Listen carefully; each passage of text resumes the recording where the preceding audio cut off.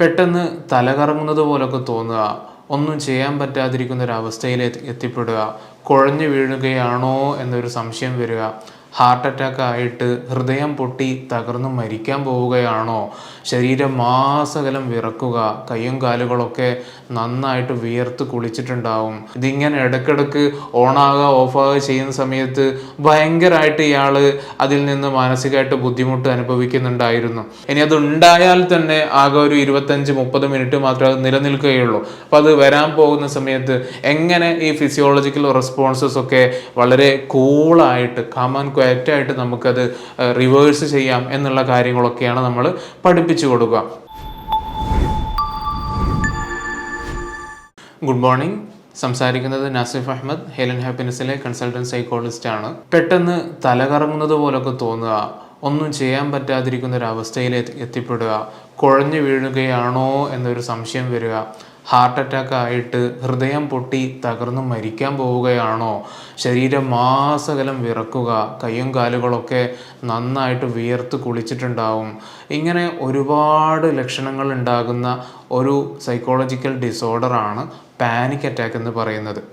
നമ്മളെ ക്ലിനിക്കിലേക്ക് ഇഷ്ടംപോലെ കേസുകൾ വരുന്ന ഒരു കാറ്റഗറിയാണ് ഈ പാനിക് അറ്റാക്ക് എന്ന് പറയുന്നത്.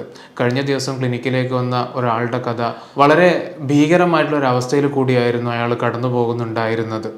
അദ്ദേഹം ഗൾഫിൽ ജോലി ചെയ്തുകൊണ്ടിരിക്കുകയാണ്, കല്യാണമൊക്കെ കഴിഞ്ഞൊരു വ്യക്തിയാണ്, സാമ്പത്തികമായിട്ടൊക്കെ അത്യാവശ്യം കുഴപ്പമില്ലാത്തൊരു നിലയിലേക്ക് പോവുകയാണ്. അപ്പോൾ അതിനിടയിലാണ് കഴിഞ്ഞ 1-2 വർഷത്തോളമായിട്ട് ഇയാൾ ഇടയ്ക്കിടയ്ക്ക് ബോധം കെട്ട് വീഴുകയാണ്. കൂട്ടുകാർക്ക് ഇപ്പോൾ ഇയാളെ കുറിച്ച് പറയുന്നത് അവൻ പെട്ടെന്ന് ഓഫാകും, പെട്ടെന്ന് അവൻ തലകറങ്ങി വീഴും, പെട്ടെന്ന് അവൻ ജീവൻ പോകും, കുറച്ച് കഴിഞ്ഞാൽ ജീവൻ വെക്കുന്നൊക്കെയാണ്. പക്ഷെ ഇയാളെ സംബന്ധിച്ചിടത്തോളം ഇയാൾ ചെയ്യാത്ത ഒരു ടെസ്റ്റുകളും ഇല്ല. എല്ലാ ഹോസ്പിറ്റലുകളിലും കയറി ഇറങ്ങി അത്യാവശ്യം ഇന്ന് അവൈലബിൾ ആയിട്ടുള്ള എല്ലാ ടെസ്റ്റുകളും ഓൾറെഡി ഇയാൾ ചെയ്ത് കഴിഞ്ഞിട്ടുണ്ട്. എന്നിട്ട് പോലും ഡോക്ടർമാർക്ക് ഇത് ഇന്നത് കൊണ്ടാകാം, ഇതായിരിക്കാം ഇതിൻ്റെ കാരണം എന്നവർക്ക് പറയാൻ പറ്റുന്നില്ല. തലച്ചോറിൻ്റെ എല്ലാ ടെസ്റ്റുകളും ചെയ്ത് കഴിഞ്ഞു, ഹൃദയ സംബന്ധിയുമായിട്ടുള്ള എല്ലാ ടെസ്റ്റുകളും അതും കഴിഞ്ഞു. എന്നിട്ടും ഒരു കാരണത്തിലേക്ക് ഇന്നതാകാം എന്നുള്ളൊരു സാധ്യതയിലേക്ക് പോലും ഡോക്ടർമാർക്ക് എത്താൻ പറ്റുന്നുണ്ടായിരുന്നില്ല. അപ്പോഴാണ് ഇയാൾ ഫിസിയോളജിക്കലി യാതൊരു തരത്തിലുള്ളൊരു കാരണവും കാണാനില്ല, അപ്പോൾ ഇനി സൈക്കോളജിക്കലി എന്തെങ്കിലും ഉണ്ടോ എന്നുള്ള ഒരു ചാൻസ് വന്നപ്പോഴാണ് ഇയാൾ നമ്മുടെ ക്ലിനിക്കിലേക്ക് വരുന്നുണ്ടായിരുന്നത്. അപ്പോൾ ഇയാൾ കഴിഞ്ഞ 2 വർഷമായിട്ട് ഒരുപാട് തവണ 20-ൽ കൂടുതൽ തവണ ഇയാളിങ്ങനെ ഇടയ്ക്കിടയ്ക്ക് കുഴഞ്ഞു വീഴുകയാണ് ചെയ്യുന്നത്. അതിന് മുമ്പായിട്ട്, വീഴുന്നതിൻ്റെ തൊട്ട് മുമ്പായിട്ട് വല്ലാത്തൊരു ഭയം ശരീരമാസകലം കയറുകയാണ്.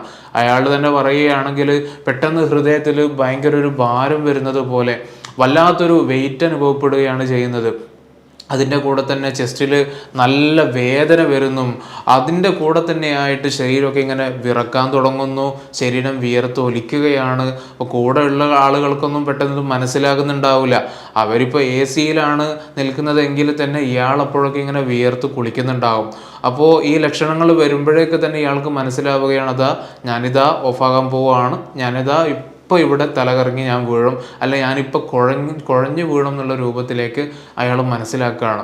അപ്പോൾ ഇയാൾക്ക് ഏറ്റവും എംബറാസിങ് ആയിട്ട് ഭയങ്കര മോശമായിട്ട് ഇയാൾക്ക് തന്നെ തോന്നിയ ചില സന്ദർഭങ്ങൾ എന്താണെന്ന് വെച്ചാൽ, ഇയാൾ കളിച്ചുകൊണ്ടിരിക്കെ, അതായത് കളിക്കുന്ന സമയത്ത് അയാളുടെ സാധാരണ ഫ്രണ്ട്സിനേക്കാൾ മറ്റുള്ള ഒരുപാട് ആളുകളെ കൂടെയൊക്കെയാണ് ഇയാൾ അന്ന് കളിക്കുന്നുണ്ടായിരുന്നത്. അപ്പോൾ പെട്ടെന്നാണ് ഒരു പെനാൽറ്റി കൊടുക്കുന്നതിനിടയിലാണ് ഇയാൾ പെട്ടെന്ന് കുഴഞ്ഞു വീഴുന്നത്. അതേപോലെ ഭക്ഷണം കഴിച്ചു കൊണ്ടിരിക്കുന്നതിനിടയിലാണ് ഇയാൾ പെട്ടെന്ന് കുഴഞ്ഞു വീഴുന്നത്. അപ്പോൾ ഇങ്ങനെ മൾട്ടിപ്പിൾ സാഹചര്യങ്ങളിൽ വെച്ച് ഇങ്ങനെ കുഴഞ്ഞു വീഴുന്ന സമയത്ത് തന്നെ ഏറ്റവും കൂടുതൽ അറിയുന്ന, ഇങ്ങനെ ഒരു സ്വഭാവം തനിക്ക് ഉണ്ടെന്നറിയുന്ന ഒരു ഫ്രണ്ട് അല്ലെങ്കിൽ അറിയുന്ന ആളുകൾ കൂടെ ഇല്ലാതിരിക്കുന്ന സമയത്ത് പലപ്പോഴും ആളുകൾ ഇയാളെ അവിടെയുള്ള ഏറ്റവും വലിയ ഹോസ്പിറ്റലിലേക്കാണ് എത്തിക്കുന്നത്. അപ്പോൾ അവരൊക്കെ ഇയാൾ ബോധം കെട്ട് മരിച്ച് കാർഡിയാക് അറസ്റ്റോ അങ്ങനെ വേറെ എന്തെങ്കിലുമൊക്കെ വന്ന് ഇയാൾ ഇല്ലാതായി പോവുകയാണെന്ന് മനസ്സിലാക്കിയിട്ടാണ് പലപ്പോഴും പെട്ടെന്ന് ആംബുലൻസ് വിളിച്ച് ഏറ്റവും നല്ലൊരു ഹെൽത്ത് സെൻ്ററിലേക്ക് ഇയാൾ എത്തിക്കുന്നത്. അപ്പോൾ അവിടെ എത്തി ഒരു അരമണിക്കൂർ കഴിയുമ്പോഴേക്ക് ഇയാൾ ഓണായി സാധാരണ പോലെ എഴുന്നേറ്റ് വരികയാണ്. പക്ഷെ ചിലപ്പോഴൊക്കെ ആ വീഴ്ചയുടെ ഒരു അനന്തരഫലമൊക്കെ ഇയാൾക്ക് ഉണ്ടാകുന്നു മാത്രം, അതല്ലാതെ വേറെ പ്രശ്നങ്ങൾ പ്രശ്നങ്ങളൊന്നുമില്ല. അപ്പോൾ ഇതാണ് അയാളെ സംബന്ധിച്ചിടത്തോളം ഏറ്റവും എംബറാസിങ് ആയിട്ടുള്ളൊരു അവസ്ഥ എന്ന് പറയുന്നത്. അപ്പോൾ ഇയാൾക്ക് ഇപ്പോൾ ഒരു ഷോപ്പിംഗ് മാളിലേക്ക് പോകാൻ പേടിയാണ്, ഒന്ന് പള്ളിയിൽ പോകാൻ പേടിയാണ്, അല്ലെങ്കിൽ വേറെ എവിടെയെങ്കിലും ഒന്ന് ഒറ്റയ്ക്ക് യാത്ര ചെയ്യാൻ പേടിയാണ്. കാരണം അവിടെ നിന്നെങ്ങാനും എനിക്ക് ഈ ഒരു പാനിക് അറ്റാക്ക് വന്നാൽ ഞാൻ എന്താണ് ചെയ്യുക, എനിക്ക് ആരാണ് എന്നെ കൊണ്ടുപോകാനുണ്ടാവുക, ഇനി അറിയാത്ത ആളുകളാണെങ്കിൽ അവരെന്താണ് എന്നെക്കുറിച്ച് ധരിച്ചു വെക്കുക. ഇതിങ്ങനെ ഇടയ്ക്കിടയ്ക്ക് ഓണാകുക ഓഫാകുക ചെയ്യുന്ന സമയത്ത് ഭയങ്കരമായിട്ട് ഇയാൾ അതിൽ നിന്ന് മാനസികമായിട്ട് ബുദ്ധിമുട്ട് അനുഭവിക്കുന്നുണ്ടായിരുന്നു. അപ്പോൾ ഇത്രയും ബുദ്ധിമുട്ടോടു കൂടിയാണ് ഇയാൾ ജീവിതം മുന്നോട്ട് കൊണ്ടുപോയിക്കൊണ്ടിരിക്കുന്നത്. അപ്പോൾ അതിനിടയിൽ ആരോ നമ്മുടെ യൂട്യൂബിലുള്ള വീഡിയോസൊക്കെ കണ്ടാണ് നമ്മുടെ ഹെലൻ ഹാപ്പിനെസ്സിലേക്ക് ഇയാൾ കൺസൾട്ടേഷന് വേണ്ടി വരുന്നത്. അപ്പോൾ പറഞ്ഞു നോക്കുന്ന സമയത്ത് പാനിക് അറ്റാക്കിൻ്റെ എല്ലാ ലക്ഷണങ്ങളുമാണ് ഇയാൾ പറയുന്നത്. അതിൻ്റെ കൂടെ തന്നെ ഇത് എനിക്ക് മാത്രം എന്താണ് ഇങ്ങനെ, ഞാൻ മാത്രം എന്താണ് ഇങ്ങനെ ആയിപ്പോയത്, എല്ലാ ടെസ്റ്റുകളും നടത്തിയിട്ടും ഇതിനൊന്നൊരു അന്ത്യമില്ലേ, എല്ലാ കാലത്തും ഞാൻ ഈ അസുഖമായിട്ട് മുന്നോട്ട് പോകേണ്ടി വരുമോ, അത്തരത്തിലുള്ള ചിന്തകളുമായിട്ട് ചെറിയ മൈൽഡ് ഡിപ്രഷൻ എന്നുള്ള രൂപത്തിലും അയാളുടെ ഒരു ചിന്താഗതിയൊക്കെ മാറിയിട്ടുണ്ടായിരുന്നു. അപ്പോൾ പാനിക് അറ്റാക്ക് ആണ് അല്ലെങ്കിൽ ആങ്സൈറ്റി ആണ് ഇയാളുടെ റൂട്ട് കോസ് എന്ന് നമുക്ക് കണ്ടെത്തി അതിന് വേണ്ട ഫലപ്രദമായ രീതിയിലുള്ള ട്രീറ്റ്മെൻറ്റ് കൊടുത്തതോടുകൂടി തന്നെ ഇയാളുടെ ഡിപ്രഷനും ഇയാളെ നല്ലൊരു മൂഡിലേക്കൊക്കെ കൊണ്ടുവരാൻ വേണ്ടി നമുക്ക് പറ്റിയിട്ടുണ്ടായിരുന്നു. പാനിക് അറ്റാക്കിൻ്റെ ഒരു ചികിത്സാ രീതി എന്ന് പറയുന്നത് പ്രഥമമായിട്ട് അവർക്ക് ഇതൊരു ഫിസിയോളജിക്കൽ റെസ്പോൺസസ് മാത്രമാണ്, ശരീരത്തിൻ്റെ സ്വാഭാവികമായിട്ടുള്ള ചില പ്രക്രിയകൾ മാത്രമാണ്. അതല്ലാതെ നിങ്ങൾ ബോധം കെട്ട് വീഴുകയോ അല്ലെങ്കിൽ നിങ്ങൾ മരിക്കാൻ വേണ്ടി പോവുകയോ ഹൃദയം തകർന്ന് കാർഡിയാക് അറസ്റ്റ് വരികയോ ഒന്നുമല്ല, മറിച്ച് ഇത് ഓട്ടോണമിക് നെർവ് സിസ്റ്റത്തിൽ സാധാരണഗതിയിൽ സംഭവിക്കാറുള്ള ഒരു ഫിയർഫുൾ സിറ്റുവേഷനിൽ മനുഷ്യന്മാരെത്തുന്ന സമയത്ത് നോർമലി ശരീരത്തിൽ സംഭവിക്കാറുള്ള ഫിസിയോളജിക്കൽ ചേഞ്ചസ് ആണ്. പലപ്പോഴും ഇതിനെ നമ്മൾ തെറ്റിദ്ധരിച്ചിട്ട് ഞാൻ മരിക്കാൻ പോവുകയാണോ, ഞാനിവിടെ തകർന്ന് വീഴുകയാണോ എന്നൊരു നിലയിലേക്ക് നമ്മൾ എത്തുകയാണ് ചെയ്യുക. ഒരു വട്ടം പാനിക് അറ്റാക്ക് ഉണ്ടായാൽ തന്നെ പിന്നീട് എപ്പോഴും നമ്മളതിനെ പ്രതീക്ഷിച്ചുകൊണ്ട് ആൻറ്റിസിപ്പേറ്ററി ആങ്സൈറ്റി എന്ന് പറയും നമ്മൾ, ആ ഒരു പ്രതീക്ഷയിൽ കൂടി തന്നെ ഇവർക്ക് പലപ്പോഴും ആങ്സൈറ്റി കൂടാനും അത് കാരണമായിട്ട് ഇതൊരു പാനിക് അറ്റാക്കിലേക്ക് മാറാനൊക്കെ സാധ്യതയുണ്ട്.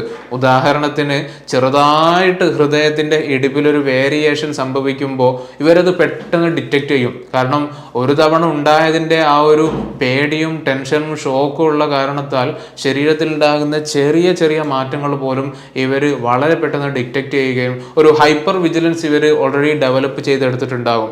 അപ്പോൾ ഒന്ന് കോണി കയറുമ്പോഴേക്ക് അല്ലെങ്കിൽ ജസ്റ്റ് ഒന്ന് സ്പീഡിൽ നടക്കുമ്പോഴേക്ക് സ്വാഭാവികമായിട്ടും ഹൃദയത്തിൻ്റെ ഇടിപ്പ് കൂടും. ആ ഒരു ഇടിപ്പ് ഇവരതിനെ ഡിറ്റക്റ്റ് ചെയ്യുന്നതും ഇതിനെ ഭീകരമായിട്ടാണ് ഇവരതിനെ വ്യാഖ്യാനിക്കുക. ഞാനിതാ ഇപ്പോൾ തകർന്നു വീഴാൻ പോവുകയാണ്, ഇത് ഞാൻ മരിക്കാൻ വേണ്ടി പോകുന്നതിൻ്റെ ലക്ഷണമാണ്. അപ്പോൾ പലപ്പോഴും ചില ക്ലയൻസൊക്കെ നമ്മുടെ അടുത്ത് പറയാറുണ്ട്, അപ്പോൾ ഒന്ന് ഇരുന്ന് അല്ലെങ്കിൽ കുറച്ച് വെള്ളമൊക്കെ കുടിച്ച് ഈ ഹൃദയത്തിൻ്റെ ഇടിപ്പൊന്ന് സമാധാനത്തിലാക്കിയത് കൊണ്ട് മാത്രമാണ് സാറേ ഞാൻ നിങ്ങളുടെ മുമ്പിലുള്ളത്. അപ്പോൾ അവർ കരുതുന്നത് എന്താണെന്ന് വെച്ചാൽ അവർ സ്ഥിരമായിട്ട് ഇങ്ങനെ ചെയ്യുന്നത് കൊണ്ട് മാത്രമാണ് അവർ രക്ഷപ്പെട്ടു പോകുന്നതാണ്. അപ്പോൾ അങ്ങനെയല്ല, ഇത് നോർമലി ഉണ്ടാകുന്ന ചില ശരീരത്തിൽ നടക്കുന്ന പ്രോസസ്സുകൾ മാത്രമാണ്. പക്ഷെ അതിനെ നമ്മൾ ഇൻ്റർപ്രറ്റ് ചെയ്യുന്നിടത്ത്, അതിനെ നമ്മൾ ഭീകരമായിട്ട് വ്യാഖ്യാനിക്കുന്നിടത്താണ് നമുക്ക് പ്രശ്നങ്ങൾ സംഭവിക്കുന്നത് എന്നൊരു കൃത്യമായ ഒരു സൈക്കോ എഡ്യൂക്കേഷനാണ് നമ്മൾ ബേസിക്കലി നമ്മൾ അവർക്ക് നൽകുക. അതിനുശേഷമുള്ള ചില എക്സസൈസുകളും അതേപോലെ തന്നെ ചില റിലാക്സേഷൻ മെത്തേഡുകളൊക്കെ നമ്മൾ അവരെ പഠിപ്പിച്ചുകൊണ്ട്, ഇനി അത് ഉണ്ടായാൽ തന്നെ ആകെ ഒരു 25-30 മിനിറ്റ് മാത്രമേ അത് നിലനിൽക്കുകയുള്ളൂ. അപ്പോൾ അത് വരാൻ പോകുന്ന സമയത്ത് എങ്ങനെ ഈ ഫിസിയോളജിക്കൽ റെസ്പോൺസസ് ഒക്കെ വളരെ കൂളായിട്ട് കാം ആൻഡ് ക്വയറ്റായിട്ട് നമുക്കത് റിവേഴ്സ് ചെയ്യാം എന്നുള്ള കാര്യങ്ങളൊക്കെയാണ് നമ്മൾ പഠിപ്പിച്ചു കൊടുക്കുക. അപ്പോൾ നമ്മുടെ ഈ വന്ന ക്ലയൻറ്റിനും നമ്മൾ 2-3 സെഷൻസ് കൊണ്ട് തന്നെ അയാൾക്ക് ഡീൽ ചെയ്യാൻ പറ്റുന്ന രൂപത്തിലേക്ക് ഈ പാനിക് അറ്റാക്കൊക്കെ മാറിയിട്ടുണ്ടായിരുന്നു. ഇനിയിപ്പോൾ അഥവാ പാനിക് അറ്റാക്ക് സംഭവിക്കുകയാണെങ്കിൽ തന്നെ അതെങ്ങനെ ഡീൽ ചെയ്യാം എന്നും കൂടി അയാൾക്ക് നമ്മൾ പഠിപ്പിച്ചു കൊടുത്തിട്ടുണ്ടായിരുന്നു. അപ്പോൾ ഇത്തരത്തിൽ ഈ പാനിക് അറ്റാക്കുമായിട്ടൊക്കെ പ്രയാസം അനുഭവിക്കുന്ന ഇഷ്ടംപോലെ ആളുകളുണ്ടാവും. ഹോസ്പിറ്റലുകളിലൊക്കെ കയറി ഇറങ്ങി പോകുന്നവരായിരിക്കും പലപ്പോഴും ഉണ്ടാവുക. അത്തരക്കാർക്ക് ഈ ഒരു വീഡിയോ നല്ലൊരു ഉപകാരമാകട്ടെ എന്ന് പറഞ്ഞുകൊണ്ട് നമുക്ക് വീണ്ടും അടുത്തൊരു ടോപ്പിക്കുമായിട്ട് കാണാം. Good bye.